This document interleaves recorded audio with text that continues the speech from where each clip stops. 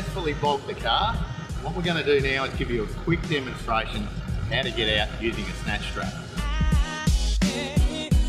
Got some recovery gear here we're going to use. We've got a snatch strap here we're going to use.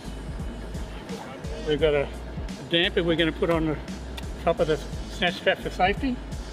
And we've got a rated D-shackle here we're going to use.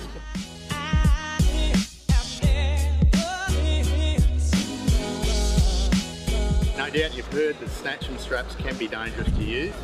They are very dangerous. They're like a giant rubber band or a piece of elastic. So people say they've been killed by a snatch strap or something like that. No one's been killed by a strap. They get killed by the bits of metal on the end of the strap. So if we were to hook this to a part of the car that wasn't very strong, it could tear off and it flies through the air like something out of it, say a Shanghai.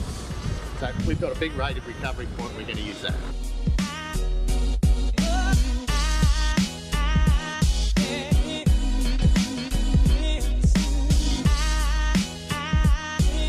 This big recovery hitch here is probably the safest thing you can use when using a snatch strap. If you haven't got one of these, don't worry. Definitely do not put this over your tow ball and use the tow ball. Unhook your hitch, pull the whole lot out, and then take this, poke it up the eye of your tow bar and put the pin through. That way it's a lot safer. Generally, you want to be less than a car length apart.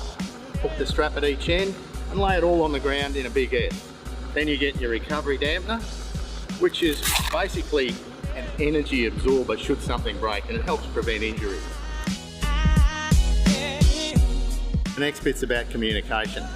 The tower and the towee.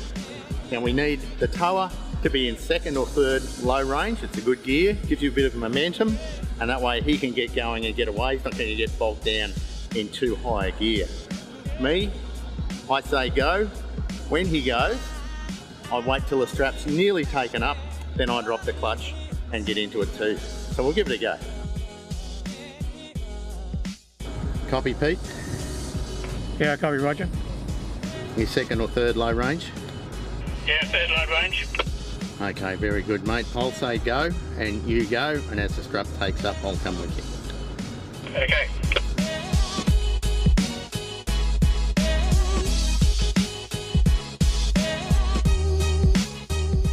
So there you have it, it's that simple. A few basic rules and nobody gets hurt and you get your car out of trouble.